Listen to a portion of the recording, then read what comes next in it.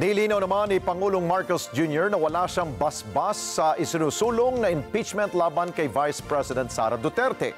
Iginit pa ng punong ehekutibo na wala siyang kapangyarihan na utusan ang mga mambabatas at hanggang panawagan lamang siya ang kanyang ginawa na wag na sanang ituloy itong impeachment. Eden Santos sa balita. Mariing itinanggi ni Pangulong Ferdinand Marcos Jr. na siya ang nasa likod ng impeachment laban kay Vice President Sara Duterte.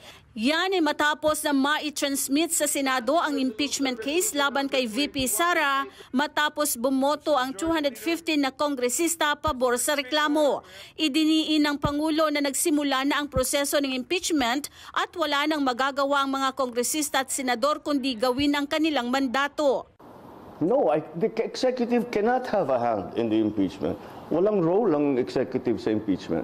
Of course, did we discuss it with the Speaker? Did we discuss it with the other congressmen? Of course.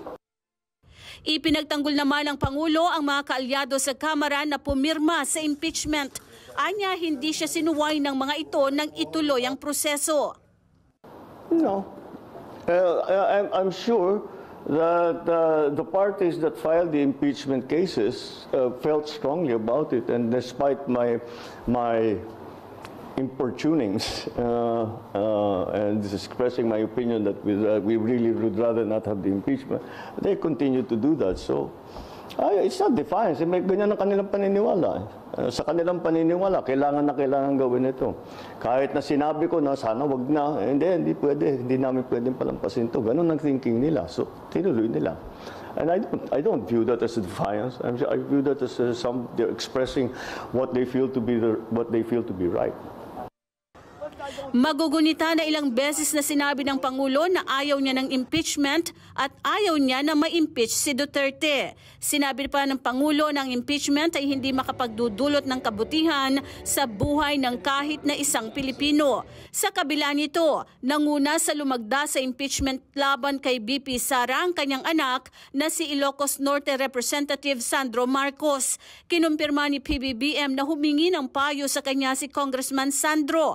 Bilang ama ng kongresista at bilang ama ng bansa ay inamin nito na hindi niya pinayuhan ang anak na huwag lumagda sa impeachment. So sabi ko, andyan na tayo, sabi ko kay Kong Sandro, sabi ko sa kanya, the process has already begun. So it's your duty now to support that process.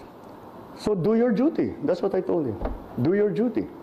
You have to support the process. You are constitutionally mandated to carry out that process. And you are a congressman, so do your duty. That's what I told him. I didn't know you'd be the first to sign, though. Wala rin anya siyang kapangyarihan na utusan ng mga kongresista at mga senador na huwag ituloy ang impeachment. Wala rin plano ito na pigilan ang mga senador na huwag ituloy ang proseso. Yes po, sabi nyo napakiusapan nyo sila na wag mag-file kaya wala pong nag-file na kaalyado ninyo. Hindi nyo rin po ba sila napakiusapan na wag mag-sign dun sa itinransmit sa Senado? Ay, wala na akong pakialam dun. Tapos na, it's already in the House. That's the House decision. Yung congressman ang magde-decide kung ano yung gagawin niya. Dahil pananagutan nga ng House of Representatives yan. You keep this constant implication that I am somehow giving instructions and making utos do this and do that and do that.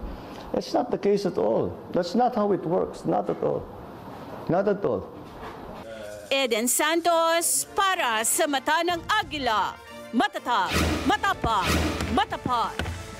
Maraming salamat sa inyo pong pagsubaybay sa Mata ng Agila Primetime. Para malaman ang matatag, matapang at matapat na mga balita, i-follow lamang at mag-subscribe sa @Net25 TV.